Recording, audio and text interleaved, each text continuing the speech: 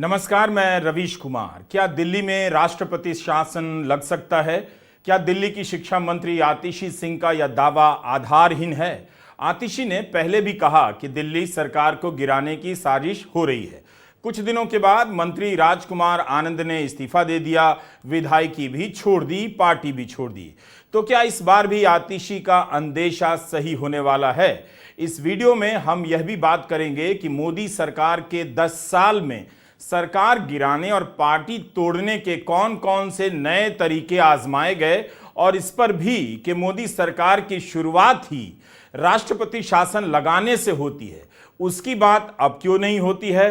क्यों राष्ट्रपति शासन का रास्ता छोड़कर विपक्ष की सरकारों को गिराने और विपक्ष को खत्म करने का नया रास्ता खोजा गया?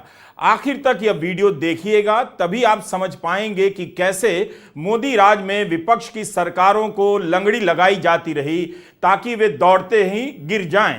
पहले आतिशी सिंह का बयान सुनते हैं। आम आदमी पार्टी की सरकार अरविंद केजरीवाल की सरकार के खिलाफ एक बहुत बड़ा राजनीतिक षड्यंत्र प्लान किया जा रहा है। हमें विश्वसनीय सूत्रों से पता चला है कि आने वाले कुछ दिनों में केंद्र सरकार, भारतीय जनता पार्टी शासित केंद्र सरकार दिल्ली में राष्ट्रपति शासन लगाने वाली है। दिल्ली में अभी जो व्यवस्था चल रही है उसमें उपराज्यपाल भी एक तरह से सरकार चलाते हैं। नौकरशाही पर उनका ही नियंत्रण है, तो फिर दिल्ली में राष्ट्रपति शासन क्यों लगाया जाए? जब एक मुख्यमंत्री को जेल भेजा जा सकता है, मंत्री को इस्तीफा देने की प्रेरणा दी जा सकती है, तो सरकार बर्खास्त करने की बात कल्पना से बाहर भी नहीं हो सकती। हम बस ये कह रहे हैं कि दिल्ली में एक तरह से सरकार तो एलजी भी चला रहे हैं, तभी तो वे मंत्रियों को बैठक में बुलाते हैं, उनके साथ बैठकें करते हैं और आजकल बयान भी दे रहे हैं कि मंत्री बैठक में नहीं आते हैं। बयान यह भी दे देते हैं कि केजरीवाल को इस्तीफा देना होगा, हम जेल से सरकार नहीं चलने देंगे। जबकि इस्तीफा देने की याचिका कोर्ट में ही कई बार खारिज हो चुकी है। कोर्ट ने इस सवाल को सुनने लायक ही नहीं समझा कि जेल जाने के बाद मुख्यमंत्री केजरीवाल को इस्तीफा देना चाहिए। केजरीवाल की गिरफ्तारी के बाद उपराज्यपाल वीके सक्सेना ने कहा कि मैं दिल्ली के लोगों को भरोसा दिला सकता हूं कि दिल्ली की सरकार जेल से नहीं चलेगी, जबकि संविधान में ऐसा कोई प्रावधान ही नहीं है जो यह कहता हो कि जेल होने पर मुख्यमंत्री को इस्तीफा देना होगा। इसी कारण दिल्ली हाईकोर्ट अब तक 3 ऐसी याचिकाओं को खारिज कर चुका है जिनमें मांग की गई थी कि केजरीवाल इस्तीफा दें। पूर्व आप विधायक संदीप कुमार की याचिका को खारिज करते हुए कोर्ट ने उन पर 50,000 का जुर्माना भी लगा दिया। क्या इसके बाद भी उपराज्यपाल दिल्ली की जनता को भरोसा दिलाना चाहेंगे? उपराज्यपाल ने केंद्रीय गृह मंत्रालय को एक पत्र लिखकर शिकायत की है कि दिल्ली सरकार के मंत्री बैठकों में नहीं आ रहे हैं जिसमें वे उन्हें बुला रहे हैं। इसके कई संकेत पिछले कुछ दिनों से दिख रहे हैं। हम पिछले कई दिनों से देख रहे हैं कि दिल्ली में किसी भी अफसर की पोस्टिंग नहीं हो रही है। जो आईएएस अफसर हैं उनकी पोस्टिंग एमएचए द्वारा कंट्रोल्ड होती है, लेकिन पिछले कई महीनों से किसी भी सीनियर आईएएस अफसर की पोस्टिंग दिल्ली में नहीं हुई। दूसरी बात, दिल्ली के अंदर कई विभाग खाली हैं, वहां पर अफसर पोस्टेड नहीं हैं, लेकिन फिर भी दिल्ली के अंदर किसी भी अफसर को नहीं लगाया जा रहा। तीसरी बात, एलजी साहब पिछले 1 हफ्ते से एमएचए को बार बार बिना किसी कारण के दिल्ली सरकार को लेके चिट्ठियां लिख रहे हैं। कहते हैं कि मंत्रीगण मीटिंग में नहीं आते, कहते हैं कि मुझे चर्चा करनी है, मैं इन्हें मीटिंग पे बुला रहा हूं, ये मीटिंग में नहीं आ रहे हैं। ये वही एलजी साहब हैं जो कोर्ट में खड़े होके कहते हैं कि जी ये ट्रांसफर्ड सब्जेक्ट है, मेरा इससे कोई लेना देना नहीं है। तो जब आप कोर्ट में कहते हैं कि आपका पानी के मुद्दे से, पोल्यूशन के मुद्दे से कोई लेना देना नहीं है, जब वो ट्रांसफर्ड सब्जेक्ट है, तो आप एमएचए में उसके बारे में चिट्ठी क्यों लिख रहे हैं?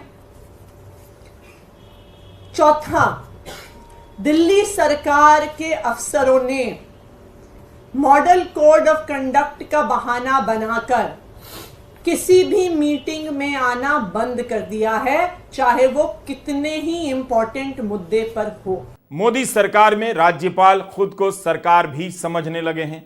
इसके कई प्रमाण आपको दिए जा सकते हैं। सुप्रीम कोर्ट की टिप्पणियां भी हैं। तमिलनाडु के राज्यपाल आर.एन. रवि ने तो एक मंत्री को शपथ दिलाने से ही इनकार कर दिया, लेकिन जब सुप्रीम कोर्ट ने वैसी वाली कड़ी फटकार लगाई जैसी रामदेव को लगाई गई थी, तब जाकर राज्यपाल जी माने और मंत्री को शपथ दिलाई गई। आर.एन. रवि ने तो एक मंत्री को बर्खास्त भी कर दिया और सूचना सार्वजनिक कर दी, मगर बाद में अपना फैसला वापस भी लिया। तो मोदी सरकार के 10 साल में राज्यों की जो सक्रियता बढ़ी है, वो सीधे राष्ट्रपति शासन लगाने से अलग होते हुए भी एक तरह से सरकार चलाने के प्रयास के रूप में देखी जा सकती है। जहां बीजेपी की सरकार नहीं है, वहां राजभवन बीजेपी की गतिविधियों का अड्डा बन गया है। तमिलनाडु के राज्यपाल तो 3-3 साल से विधानसभा के पास किए हुए विधेयकों पर बैठे रह गए। यही वो संवैधानिक संकट है जिसकी बात विपक्ष करता है, और गोदी मीडिया कभी इसे लेकर प्रधानमंत्री से सवाल नहीं करता है। इसलिए कहता हूं कि हमारे वीडियो को खुद भी देखिए और आम लोगों को बुला बुलाकर दिखाइए, वक्त कम बचा है। पंजाब के तत्कालीन गवर्नर बनवारी लाल पुरोहित ने 4 बिलों को मंजूरी नहीं दी। यह भी कह दिया कि 19 और 20 जून 2023 के जिस सत्र में यह बिल पास हुए हैं वो अवैध है। इस पर पंजाब सरकार सुप्रीम कोर्ट गई, तब सुप्रीम कोर्ट ने राज्यपाल को फटकार लगाई और कहा कि आप आग से खेल रहे हैं, आप सरकार के संसदीय रूप को ही खतरे में डाल रहे हैं, आप स्पीकर के अधिकार क्षेत्र में दखल दे रहे हैं। विधानसभा का सत्र बुलाने का अधिकार स्पीकर का है। राज्यपाल नहीं कह सकता है कि सत्र अवैध था तो मैं बिल को मंजूरी नहीं दूंगा। उसी समय तमिलनाडु के गवर्नर के मामले में भी सुनवाई चल रही थी सुप्रीम कोर्ट में ही, जो 12 बिल को मंजूरी नहीं दे रहे थे। एक बिल तो 3.5 साल से उनकी मंजूरी का इंतजार कर रही थी। प्रधानमंत्री नरेंद्र मोदी कभी भी इस पर नहीं बोलते, कभी भी अपने राज्यपालों से नहीं कहते कि उन्हें संवैधानिक व्यवस्था में उस तरह से हस्तक्षेप नहीं करना चाहिए जिस तरह से कांग्रेस के समय किया जाता रहा है। जब तक आप इन करतूतों को नहीं देखेंगे, नहीं जानेंगे, तब तक आप नहीं समझ सकते कि आतिशी सिंह की प्रेस कॉन्फ्रेंस का क्या मतलब है। आतिशी ने कहा कि विश्वस्त सूत्रों से जानकारी मिली है। अगर आप इस बात को किनारे भी कर दें और देखें कि मोदी राज में विपक्ष की सरकारों के ऊपर राज्यपाल किस तरह कुंडली मारकर बैठ गए हैं, तब आपको हैरानी नहीं होगी। दिल्ली के संदर्भ में जिस तरह से उपराज्यपाल को सरकार की प्रक्रिया का हिस्सा बनाया गया है, आप कह सकते हैं कि इस समय ही उपराज्यपाल सरकार में हिस्सेदार भी हैं, यानी यहां अर्धराष्ट्रपति शासन सा लागू लगता है। क्या कभी आपने अर्धराष्ट्रपति शासन सुना है? गौर से देखिए तो दिल्ली में सेमी प्रेसिडेंट रूल ही है। सरकार बर्खास्त मत करो, सरकार को चलने से रोको और सरकार को चलाते रहो। जहां भी विपक्ष की सरकार है, राज्यपालों ने विधानसभा के पारित विधेयकों को मंजूरी देने में कई महीने से लेकर कई साल लगाए। विधानसभाओं ने फिर से उन्हीं विधेयकों को पास किया, तब भी मंजूरी नहीं दी गई। इस तरह राष्ट्रपति शासन लगाने के बजाय मोदी सरकार ने सेमी प्रेसिडेंट रूल का एक नया रास्ता खोज लिया, जिस पर राजनीतिक शास्त्र के सिद्धांतकार कम बात करते हैं। जैसे हिंदू सुख होता है, वैसे ही यह मोदी सरकार का राज सुख है। दिल्ली में जब से अरविंद केजरीवाल की सरकार बनी है, केंद्र ने कई तरह से सरकार को बाधित किया है। अगर यह उदार सरकार होती तो चुनी हुई सरकार को और अधिक अधिकार देती, लेकिन मुख्यमंत्री के ऊपर उपराज्यपाल को बिठा दिया गया, उनके अधिकारों की कटौती ही हुई। राजभवन का हस्तक्षेप जब बढ़ने लगा, तब दिल्ली सरकार सुप्रीम कोर्ट चली गई। 2015 में गृह मंत्रालय ने एक नोटिफिकेशन जारी किया कि दिल्ली में सर्विसेज यानी नौकरशाही पर उपराज्यपाल का नियंत्रण रहेगा। दिल्ली सरकार की चुनौती के बाद सुप्रीम कोर्ट में इस पर 5 जजों की संवैधानिक पीठ ने सुनवाई की। 2018 में चीफ जस्टिस दीपक मिश्रा की बेंच ने सर्वसम्मति से फैसले में दिल्ली और केंद्र के बीच के रिश्ते को परिभाषित किया, स्पष्ट किया। यह फैसला दिल्ली सरकार के पक्ष में माना गया, मगर सर्विसेज के मामले में 5 जजों की संविधान पीठ ने मई 2023 में अलग से फैसला दिया। इस पीठ को इस बारे में फैसला देना था कि दिल्ली की प्रशासनिक सेवाओं पर विधायी और कार्यकारिणी नियंत्रण किसका होगा। इस मामले में कोर्ट ने कहा कि दिल्ली का मॉडल अपने आप में एक अलग मॉडल है और अन्य केंद्र शासित प्रदेशों जैसा नहीं है। संविधान पीठ ने बहुमत से फैसला दिया कि सर्विसेज के विनियमन की शक्ति दिल्ली सरकार के पास है। इसमें कहा गया कि केंद्र के विषय जैसे पुलिस, पब्लिक ऑर्डर और जमीन पर दिल्ली सरकार का केवल नियंत्रण नहीं होगा, मगर बाकी अधिकार क्षेत्र दिल्ली सरकार का रहेगा। लेकिन केंद्र सरकार को यह बर्दाश्त नहीं हुआ। 3 महीने बाद ही the government of national capital territory of Delhi act pass कर सर्विसेज के मामलों को उपराज्यपाल के अधीन कर दिया गया। सुप्रीम कोर्ट के फैसले को पलट दिया गया। दिल्ली की हालत यह है कि दिल्ली के उपराज्यपाल कह रहे हैं उनकी बैठकों में मंत्री नहीं आ रहे और दिल्ली की मंत्री कह रही हैं कि उनकी बैठकों में अफसर नहीं आ रहे हैं। तो दिल्ली की सरकार कैसे चल रही है? केंद्र के government of national capital territory of Delhi 2023 act के अनुसार national capital civil services authority का गठन किया जाता है, जिसमें मुख्यमंत्री, मुख्य सचिव और गृह सचिव शामिल होते हैं। इस प्राधिकरण का काम है उपराज्यपाल को सुझाव देना कि किस अफसर का तबादला होना चाहिए और किसके खिलाफ क्या कार्रवाई होनी चाहिए। मगर उपराज्यपाल को विवेकाधीन शक्तियां दे दी गईं, यानी उपराज्यपाल ही अफसरों के अफसर हो गए। अब यह मामला फिर से सुप्रीम कोर्ट के पास है। जुलाई 2023 में इसे 5 जजों की संविधान पीठ के सामने भेज दिया गया। सुनवाई के शुरू होने और फैसले का इंतजार हो रहा है। जुलाई 2023 में दिल्ली सरकार ने मांग की कि उसकी याचिका को अनुच्छेद 370 के निरस्त किए जाने की सुनवाई के ऊपर प्राथमिकता मिले, मगर चीफ जस्टिस की बेंच ने ऐसा करने से मना कर दिया। कहा 370 के फैसले के बाद ही इस मामले को देखा जाएगा। दिसंबर 2023 में 370 पर कोर्ट का फैसला आ चुका है, जिसमें कोर्ट ने 370 के निरस्त किए जाने को वैध बताया है। फरवरी 2024 में जब दिल्ली सरकार के वकील शादान फरासात ने कहा कि इस केस पर सुनवाई हो, तो चीफ जस्टिस ऑफ इंडिया ने कहा मुझे इस केस का ध्यान है। हम अब अप्रैल में आ गए हैं, आधा अप्रैल बीत भी रहा है, तो क्या दिल्ली में राष्ट्रपति शासन लगा दिया जाएगा? आखिरी चीज हमने देखा कि किस तरह से एक 20 साल पुराने केस को उठाकर दिल्ली के मुख्यमंत्री अरविंद केजरीवाल के निजी सचिव को बर्खास्त कर दिया। विभव कुमार मुख्यमंत्री केजरीवाल के निजी सचिव हैं। उनके यहां भी ईडी ने दबिश दी है। 8 अप्रैल को पूछताछ हुई, लेकिन जिस तरह से विजिलेंस विभाग ने 2007 के मामले में विभव के खिलाफ दर्ज केस के आधार पर पद से हटाया है, उससे संदेह और गहरा होता है। खबरों के मुताबिक 2007 में नोएडा में विभव और एक अन्य व्यक्ति के विरुद्ध एफआईआर हुई थी कि वे हिंसा कर रहे थे, सरकारी अधिकारी को उसका काम नहीं करने दे रहे हैं। इंडियन एक्सप्रेस ने सूत्रों के हवाले से छापा है कि जब यह एफआईआर हुई तब विभव कुमार नोएडा में एक प्रदर्शन में भाग ले रहे थे। इस घटना से कोई भी समझ सकता है कि राजनीति कहां पहुंच गई है। क्या किसी और राज्य में विजिलेंस विभाग मुख्यमंत्री के निजी सचिव को हटा सकता है? 2014 के बाद बीजेपी के किस सरकार में विजिलेंस विभाग ने ऐसा किया है? धरना प्रदर्शन में भाग लेने पर असंख्य लोगों पर एफआईआर हो जाती है। क्या इस आधार पर किसी को पद से हटाया जाएगा, नौकरी से अयोग्य घोषित किया जा सकता है? तो क्यों न माना जाए कि पिछले दरवाजे से नौकरशाही को भी हांका जा रहा है। नौकरशाही किसी और के इशारे पर काम कर रही है।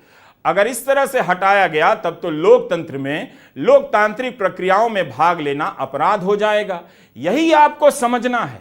घोषित रूप से कुछ भी नहीं किया जा रहा है, मगर हर चीज को, पुराने पुराने मामलों को निकालकर अपराध के रूप में पेश किया जा रहा है। यह अति के छोर पर पहुंच चुका है। इसलिए कांग्रेस ने अपने घोषणा पत्र के संवैधानिक न्याय खंड में इसी संदर्भ में एक महत्वपूर्ण बात कही है।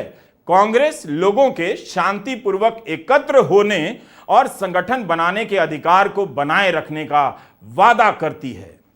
इस वीडियो को देखने के बाद आप हिंदी अखबार उठाकर देखिए, हर जगह खबरें तो मिल जाएंगी, लेकिन कोई आपको इस तरह से नहीं बताएगा।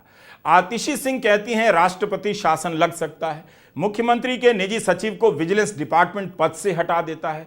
इसके आगे पीछे कितनी बातें हुई हैं और होती चली आ रही हैं, जब आप उन्हें सामने रखकर देखते हैं तब दिखती है असली तस्वीर।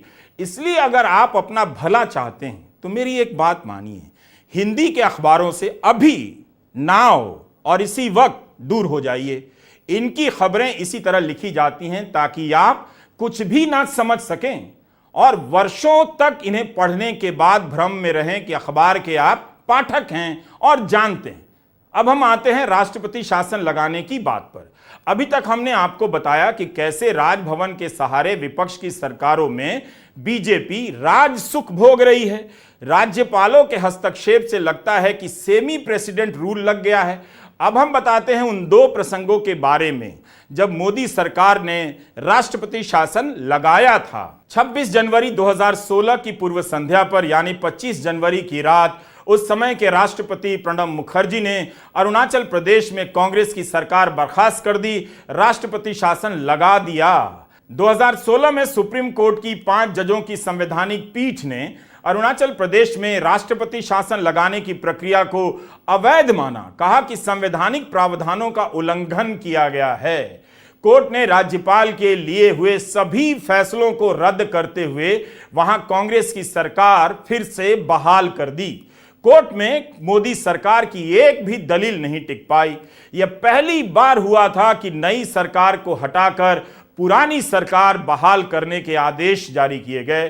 किसी राज्य में मौजूदा सरकार को हटाकर पुरानी सरकार बहाल करने का सुप्रीम कोर्ट का यह पहला आदेश है। 14 जनवरी 2016 को अरुणाचल प्रदेश विधानसभा का सत्र तय था, लेकिन राज्यपाल जेपी राजकोवा ने दिसंबर में ही विधानसभा का सत्र बुला लिया।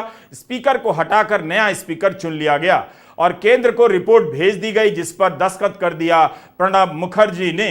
प्रणब मुखर्जी ने केंद्र को दोबारा विचार करने के लिए भी नहीं कहा और साइन कर दिया। सुनवाई के दौरान कोर्ट ने कहा कि राज्य सरकारों को गिराने के लिए अरुणाचल प्रदेश वाला एक्सपेरिमेंट घातक हो सकता है और कोर्ट को अधिकार है कि वह वक्त को पीछे ले जाए, यानी पहले वाली स्थिति बहाल करे।